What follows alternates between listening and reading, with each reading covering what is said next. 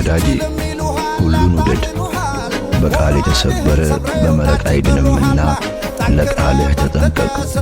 ለክረምት በጋ ለሌሊት ቀን እንዳለው ላንተም ጊዜ አለህ በርታ። ቀን የሚያመጣው ምን እንደሆነ አታውቅምና ነገ በሚሆነው አትመካ።